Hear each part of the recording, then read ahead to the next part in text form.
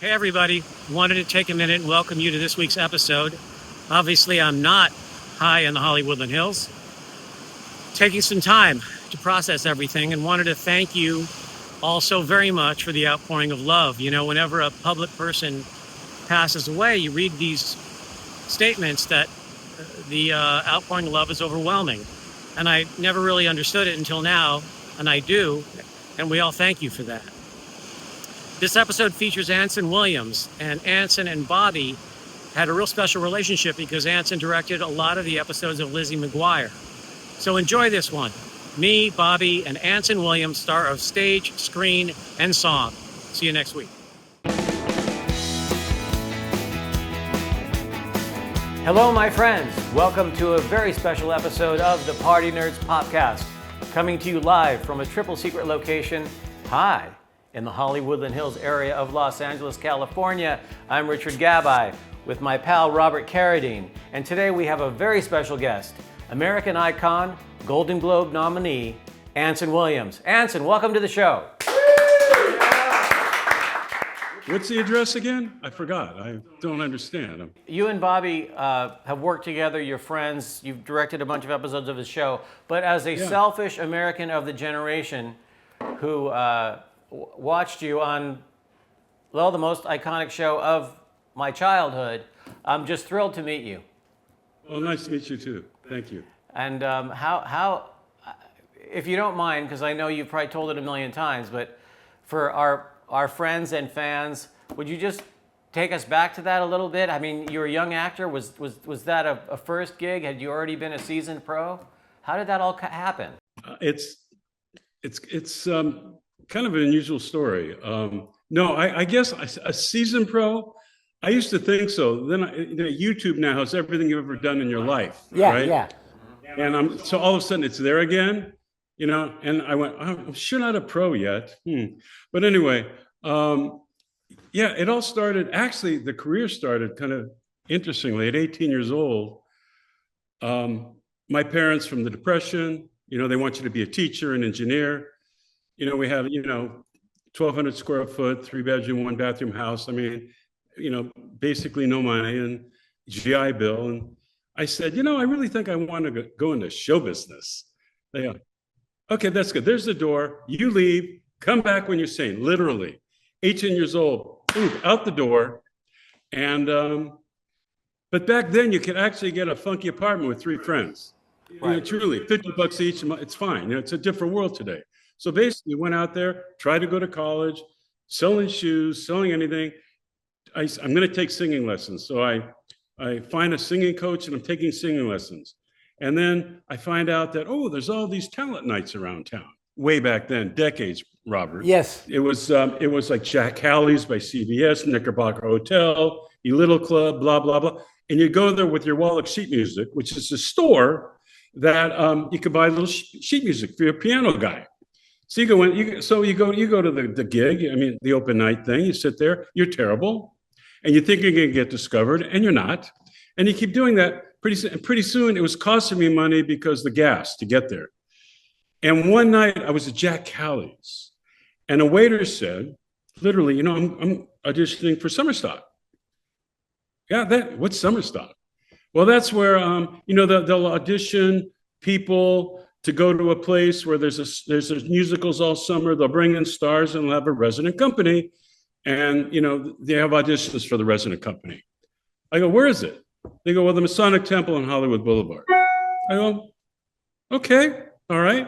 What the heck? Never had an acting lesson in my life. It's just by the piano singing and like Jack Haley's club. So I go down there, Masonic Temple. Back then, Equity had 2 lines. One was the equity line, where you're a union member. One where you're not a union member. The producers have to see everybody. And the line is huge, man. So I go on the non-equity line, and I'm sitting, waiting there, and the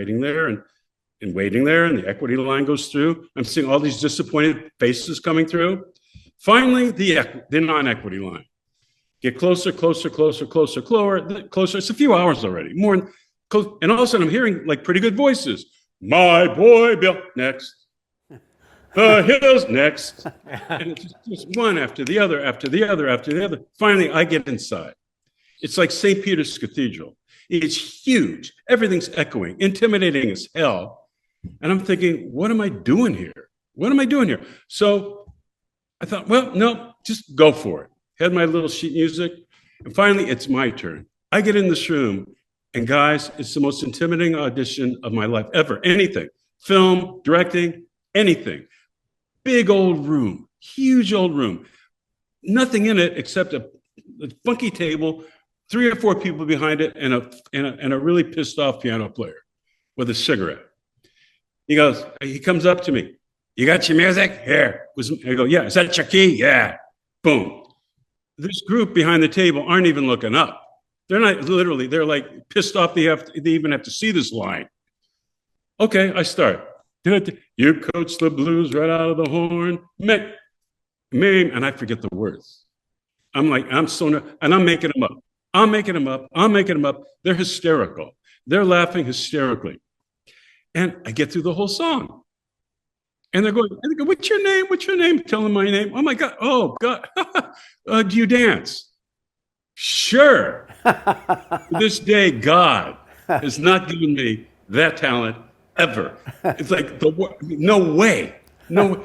I go, sure. Well, listen, we're having a callback. We had some people wait, and we're going to see how you dance. And great. What's a callback? They're laughing, thinking I'm like making fun. I don't know what it is. So they go, no, well, Timmy here. And they show one of the young guys, he's going to give you a routine in the other room, and you'll come back. We'll see how you dance with the others. All right. Get out there. A little bit later, Timmy comes out. There's probably 30 people that got callbacks. We go in this room, mirrors. It's like a Bob Fosse Sweet Charity number. And 5 and 2 and turn and switch and boom and up and down and boom. I'm going, there's no fucking way. There's no, I'm in the back hiding from the mirror, just hiding, thinking, what are you going to do? So they come out. It's like 5 at a time. Finally, my turn. We go in there. I went, fuck it. If they went high, I went low. If they went left, I went right. I just made a comedy bit out of it. They're hysterical again. So they go. At the end, they go, okay, so and so stay. Thank you. So that's it. Everyone else is leaving. Oh, Anson, yeah. Could you stay outside? Would you stay, please? Now I'm thinking I did so bad. They're going to come out and just tell me stay out of show business, literally. So I'm there, and there's like a few people left, because back then you got signed to a contract, equity contract, there at the spot, and basically they were auditioning in New York, Chicago, LA, and for their company, and they signed their contracts, whatever, right there. So all these excited people are coming out, and then there's me, alone in St. Peter's, waiting there. Finally, they call me in. They go, Anson. Blah, blah, blah, blah, blah, blah. Listen, you sing okay. You can't dance for shit, but you got something. We have this apprentice program, and there's another one from LA that we're going to put in it. You guys figure out how to get to Wichita, Kansas. When you get there, we will give you $50 a week. $25 goes to the hotel. $25 you won't have time to spend, because we're going to own you. You're going to build a set. You'll be in the show where we need to be. We're going to own you. If you make it through, we'll sign an equity contract for you guys, so you can become a professional. Wow. So there it was. Went back there, and that was the first job. What I'm saying, everyone out there, what I'm saying is go with your feelings, because there was no reason that would have happened. There's no reason ever that should have happened, but it did, because my gut said it would. I think that's fantastic. Basically, getting back to Happy Days, it went on and on and on. It's pretty much the same way. First of all, to get Happy Days, you need an agent, right? So I happened to land this job called Victory Canteen at the Ivar Theater, and turned out one of the actors was going on a 2-week vacation, and I was going to be the understudy, but I had to learn the part in 48 hours. Written by the Sherman Brothers of Disney fame. So anyway, blah, blah. And I think, oh, this is it. Hollywood. My God, I'm going to be discovered. And the cast is laughing. They're going, the only people that discover you are retired folks coming from old people's homes by bus. That's just going to discover you. And it's true. So I basically understudied. Then I became assistant stage manager, and then I got back to taking it over. And no one important showed up. So I did a sit-down strike at International Famous Agency at 9255 Sunset Boulevard. I said, well, if the agent, I'm going to freaking convince him to come. Screw this. So I go up there, no appointment, very intimidating, 5th floor, IFA. Go up to this like really snotty receptionist. I'd like to see an agent. I'm in this show. He goes, do you have an appointment? Well, I really don't. Well, sir, you can't. I go, you know something? It's really good. It's important. I'll sit here. I'm sure someone will have a few minutes. I sit down for quite a few hours. Doors are opening. They're looking. Doors are opening. They're looking. Doors are opening. They're looking. And nothing's happening. She's giving me these looks. Finally, the door to the kingdom opens. And there's a short guy with a suit and tie. Hey, kid. Hey, come here. I go up to him. Are you an agent? Yes. You got to come to Victory Canteen. He goes, will you shut up and come in here? So I'm in there. I go to this little office. I think it's huge. He's the lowest guy in the totem pole. I didn't know. And he goes, listen, we heard about this pain in the ass kid in the lobby. You're so lucky. Well, why am I lucky? He goes, well, we don't have over 18 that can play high school. By the way, are you a good actor? By the way, musical comedy, nightclubs, never a drama lesson ever in life, right. Okay? Right. And of course you're going to say absolutely. Yeah. So then he says, he goes, do you play football? That I did. Yes. He goes, you're very lucky. There's a series called Oral Martial Counsel at Law, and they need guest stars who are high school football players that are over 18. I go, great. He goes, well, listen, he says, I'm going to send you out on this. And if you get it, we'll sign you. Really? Yeah, because we don't have, over 18 guys. If you get it, I walk out with an audition. And it was back in 1971, 70, somewhere in there. And it was like the Black Tower Universal, very intimidating. I go up there, no acting experience. And they give you sides at the time. There's no cell phones. None of this. It's like you go there, you read it, and you go in. So so here's the scene. I'm playing a high school football player that dies an overdose of drugs, and it's a death scene. Wow. Wow. Okay. Trial by fire. There you go. I'm going, so it's my turn to go in, and there's John Epstein, the producer, and a casting person, and this quirky guy just like looking around like this, never introduced me. I go in there and I die. I hit that carpeting, which felt great, and I die good. I get the part, directed by Steven Spielberg. It's like a director had dropped out, and Epstein, and he said, please take it over. And it's the last thing he ever did, he never owned. He had already done Duel. But it was the last thing. And so what happened was, the agency signed me, they came to the play, and they actually signed some of the other casts. And I did the show, and I got on the Universal list to play all the boyfriend parts and all that. And then one day, as far as Happy Days, I got a call. They're doing this pilot called Happy Days, blah blah blah blah blah, and they want you to read. Great. So I wake up in the morning. It's a rainy day, pouring rain, awful, and I have this little old Corvair that barely ran, and so I'm on my way. And it conks out, and there's no cell phones. You got to walk to a payphone. So I'm there. I walk to a payphone. It's like just soaked like a drowned rat. Come back. You wait 2 hours for the automobile club to get there. Finally, I'm thinking, well, why even go? Well, I mean, why even go? It's like something said, no, go, just go. So anyway, I get to the studio. My name's still at the gate. I park. I go in, find Millie Gussie, who was head of casting at Paramount at the time. You probably know her, Bobby.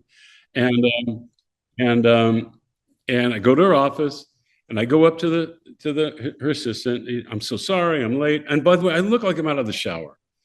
She goes, Anson Williams is here. And I hear this loud voice. He's lucky we haven't cast Potsie. And I go, what's a Potsie? Well, she goes, here, read these sides. And I'm reading the sides, Richie Potsie. And I think, oh, it's like my friend Howie Schertzman. I'll be Howie, I'll be Howie. So I'm reading this.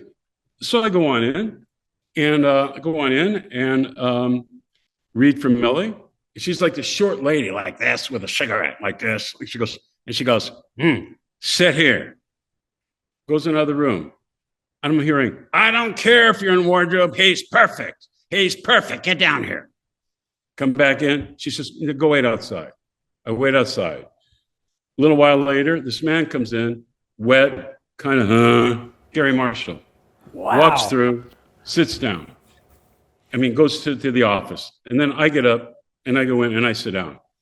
First words out of his mouth, do you play baseball? And I did. I was in the office. I go, oh, yeah. He goes, yeah. Are you good? Yeah, I'm good. Oh, what position?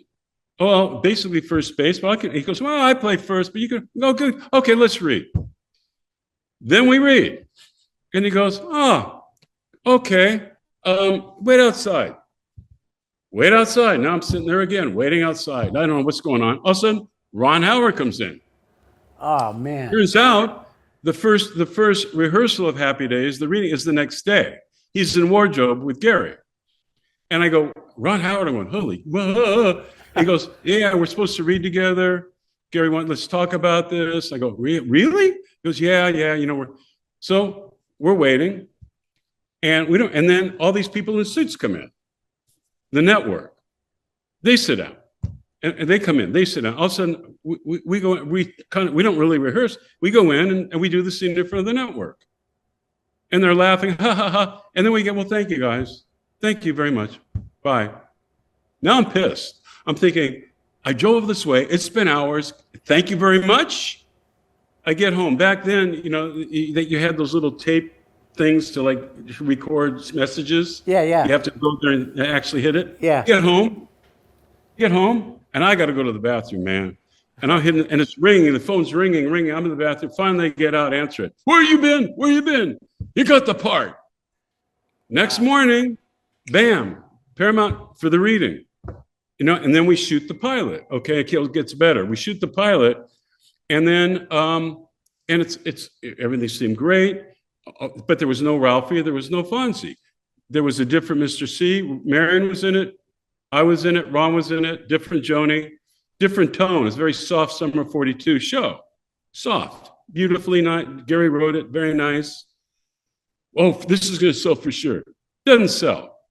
Go back to playing the concerned boyfriend parts. Finally, I get a call like a year later. Wow. I'm in Tiburon. We're shooting a Hallmark special called Lisa Bright and Dark. Hey, Grease is a hit. American Graffiti came out. Ron's in it. Blah blah blah blah. And they want to do another pilot. I go, great. They go, but that they want to screen test you and Ron because they think you might be too old. Huh. What? Go back. Here we go again. Go back. We're at wardrobe, Ron and I, and Ron said, have you ever done screen tests? I go, no. He goes, they give you like no time. There'll be a bunch of people there. Oh yeah, they're not just auditioning us. They're not. He goes, look, let's go find the set. Let's direct ourselves. And when we do let's be spontaneous, like we're just making it up as we go. He goes, I know Gary, he'll play. I think we're going to get more time if we're like kind of spontaneous and with ideas and all. So we figured it out. We went down there. They were finished painting the set. We figured it out. So we went in there and we were first up. But there was Robbie Benson. There were probably 5 or 6 more duos, including Donnie Most, ready to do the same scenes. And we're thinking, oh, crap. So we're first. We go in there. It's supposed to be 20 minutes. 2 hours later, we come out, intimidate the shit out of the group. As we're walking by, we go, 2 hours, 2 hours. Anyway, we get the parts again.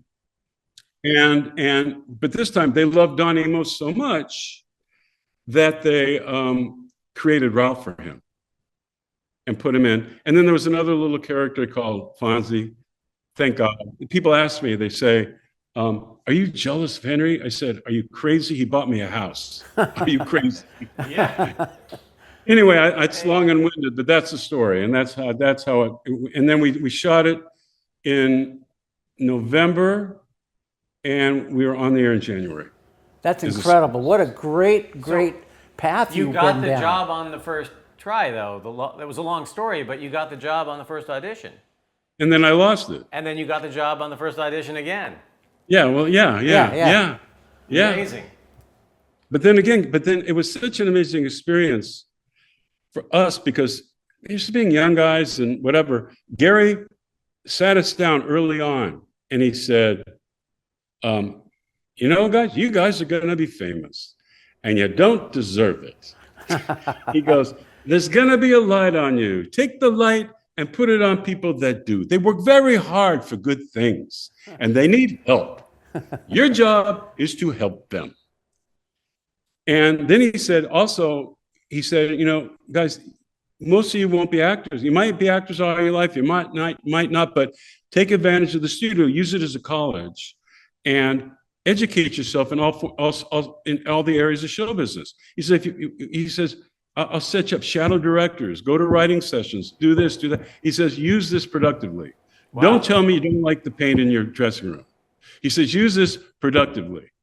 And we all did that. I mean, it was very non-egos, no egos. I mean, everyone worked very hard on the show but off the show, everyone used it as a college, you know, film school. Oh, that's incredible. That's obviously what helped you transition to becoming one of the most successful TV directors. Gary inspired that. Yeah, and they say, where did you get your directing experience? Or, who were your teachers? They go, well, you know, Roman Polanski. I was kind of watching him do Chinatown in the back lot. Oh my God, this and that. All of a sudden, you have all these greats, and you're just asking questions and learning. You know? Yeah. Well, you got the job and you got to work. It had to have changed your life. Like, you were a working actor, but then I imagine you couldn't go anywhere. Actually, and I'm sure Bobby knows this too, directing a lot of these young kids today, young people. I mean, Bobby, it's a big hit show if they have 3 million, you know? Yeah, exactly. During Happy Days, it was an average of 58 million a week. You know, it was up to 68 million, and that's without syndication. Right. So, and that's when there were 100 million less people in the country. Yeah, and 3 channels. But half the country watched that. 1/4 of the country watched it on Tuesday night, and the rest are in the week. So, but I even try to tell these kids, stop with it. Don't get in the way of yourself. This fame stuff's bullshit. I said, it really is, and it's fast food. It's gone. Use it productively. But as far as this, it was a little easier back then because the paparazzi, it wasn't quite $1 billion business like it is now. There wasn't the internet where $100, $200, every picture makes money. And back then it was a few rags and a few magazines, not much, but they wouldn't follow you. You'd have to go to where they were. You know, very rarely did they make up stuff. Very rarely so we didn't quite have the problem of being like stalked. Everyone didn't have a phone camera in their hand watching you walk out of your house. Exactly. I mean, it was just a whole different. It wasn't a business back then. Now today it's $1 billion business. But I mean, you make money off these little photos and whatever. But what you couldn't do, you couldn't go to Disneyland. I mean, you couldn't go to public places very often because that would be, and that was. But we adjusted really because of Gary Marshall and also Ron Howard. So grounded, just so grounded. Ron already knew. We followed him, and Gary's so grounded. So it created a healthy platform. We understood it, and Gary also said something incredibly important, which resonates to this day. He said, "You guys are in it. You guys are in it. Meaning you want to be successful. You're in it. You're in it. You're in it. Never be of it. It's what you do. It's not who you are." Wow. Yeah, and he said, how many shows did Gary direct? Directed maybe 2. Well, he directed the pilot, right? No, the first pilot was done by, I can't remember. The second pilot was done by Jerry Paris. Wow, I just assumed that Gary had been like directing all along. Oh, no. Jerry Paris, Jerry met Gary on the Dick Van Dyke Show. And Gary was the writer on it, and Jerry directed all of them. and was the next door neighbor, Jerry the dentist. And he won Emmys and all that. So they were very, so he first we had, God, what was his name? Anyway, we had this one guy and another, and they weren't very good. And he brought Jerry maybe the third episode of the season. And then, oh no, who did, let me think, no. The second, he directed the pilot of the second season, yeah. Okay. Oh, wait, no, I'm wrong. Oh, my gosh. The first one was Gary. Oh, I forgot. Gary Nelson. The second was the one guy that we didn't like. He did the pilot. Then there was, and then I think he brought Jerry in third episode, who became part of the show. Yeah. I mean, Jerry, he just genius, one of the genius minds of comedy of all time. Wow. And it just elevated it. And then a year and a half in, we went into 3-camera. Yeah. Live audience was like totally different different tone. But that's actually the first year where we were a mild hit. We came in mid-season in 74, and we were a mild hit, top 20. Then the next season, we were down to 48th place, almost canceled. Whoa. And that's when Gary went to Silverman, who just came over to ABC, and convinced him to let us go 3-camera, please. Let's just try. And he picked it up for 13 more, and we went to 3-camera. And that's when we became #1 in the world. Wow. That's when it exploded because it was so damn good. Ron learned to be a really great theater actor. He's the only one that didn't have theatrical experience. Right. But with Gary, during the week, we were able to make it better and make it better and make it better and improv. And then we show the writers what we created, and it became this whole collaboration of talents. Yeah. Wow. So it just was a whole different way, of creating a great show. And it resonated. And Jerry was like, major part of that success. In fact, it's got so funny. We were so tight. People would come down to watch rehearsal like a couple of years later, and they thought we were crazy. Everything was grunts. You go, start over, Anson, come over here, Henry, you're here. You come to the table, and we do the thing. Yeah. So go in. So, hey, Richard, here. No.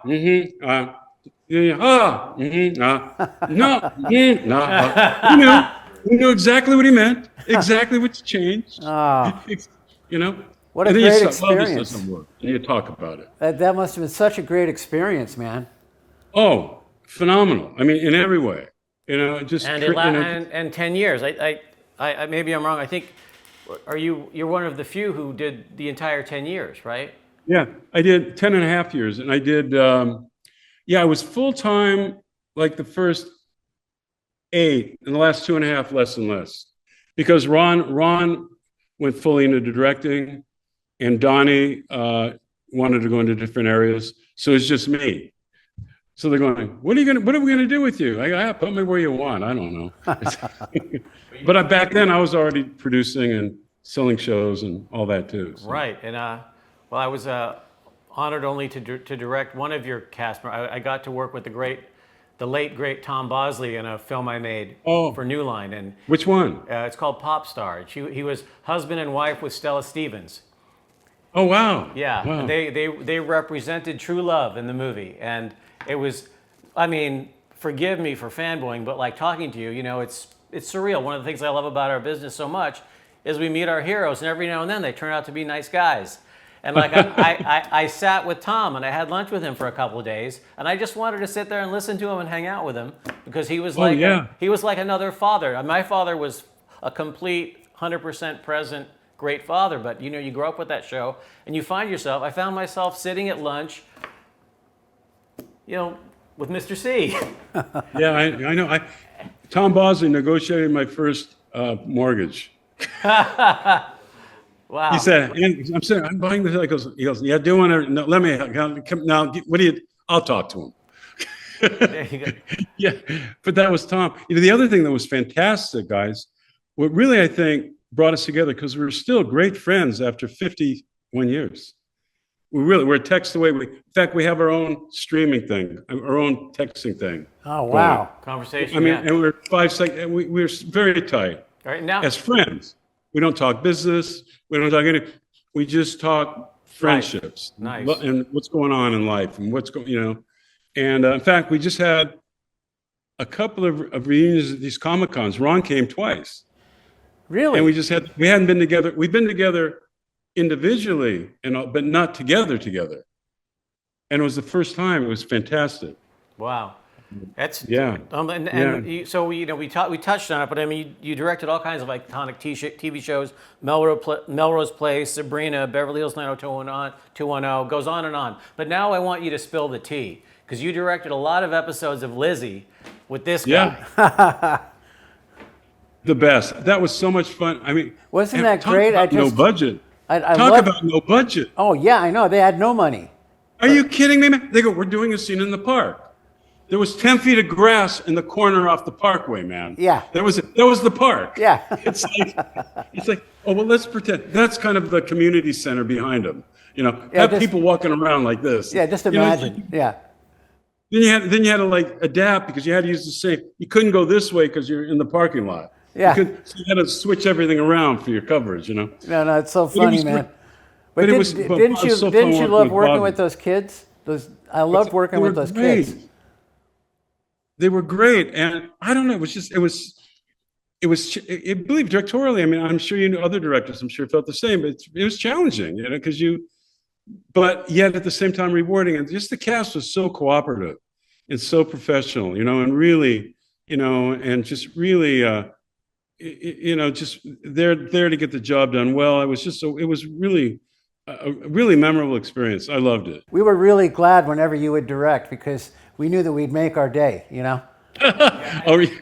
Everyone said that. It's just called prep. Yeah, I know. Right, and if you got it, you got it, right? Yeah, well, that's one thing too. I was just going to say, and on that show, there was a lot of pretty faces, and and Bobby, and me. But they're all good. There was a lot of subtext in those kids. Oh, absolutely. They just had a lot of that it factor. Each one of them. You can't direct that. No, I know. And to me, I'm sure as a director, and I found it's like, when you got it, you got it. It's going to take 5 takes to get back to what you got, and you're going to go back in the editing room and go, I had it, and I got it. I didn't need to spend another 20 minutes. If there isn't a camera problem on the first take, you're usually good. Yeah. My feeling is this. It's a lot of directors that just do it because, I want to make they're so scared of their job or whatever they want to. And I'm like, no, I mean, it's just we got it. Good. We're moving on. We got it's always better because there's just an it factor to that take. Well, that's another thing, is that Clint Eastwood used to, the people who would interview him would say, it's funny, but it looks like the people in your movies are saying the words for the first time. He says they usually are. Yeah. And on the other side of that, one of my first jobs in Hollywood out of college was I got a beer commercial for Old Milwaukee Beer. And it was at Dodger Stadium before they could CG extras, and they had several hundred extras, and we had a part of the stands, and it was Old Milwaukee Genuine Draft, and my line was, "Hey, I'll take one of those." And the joke is they'd pass a keg down the aisle and interrupt everybody who's trying to watch the game. So my one line, "Hey, I'll take one of those," and I got there like 7 a.m, and we started. They're setting up by 11 o'clock. I start saying, "Hey, I'll take one of those. Hey, I'll take one of those. Hey, Richard, can you make your left eyebrow a little higher? Or can you say, hey, I'll take one."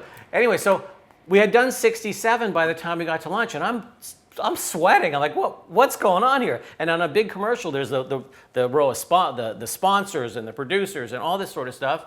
And we break for lunch, and I just stayed sitting there. The director came up to me and said, "We're using take 2. It was perfect, but I got to fill the day." Oh, God. Oh, yeah. I got to fill the day. They can't be done before lunch, It's so funny because the last show I directed consistently was Secret Life of the American Teenager, and I did it because you could be home before dinner, and real truly. But they got mad at me. I literally could wrap the show before lunch. There you go. 8 pages, I mean, literally, and everything. And they said, producer said, you can't do that. He said, you need at least 2 shots after lunch. You got it. He said, the network's going to take everything away from us. Right. He said, you can't make it look too easy. No, it was like, so you really had to just just slow down. Yeah, you know the director Savage Steve Holland. Yeah. Yeah, well, he was one of your directors. Yeah, he's great. That did Lizzie with us. He wanted to be the guy that got done the soonest every day. He actually got done once at 11:30. He got the record. Now I'm upset because I had no idea there was a contest. Well, it was a contest in his head. He really did a great job. He's a great director.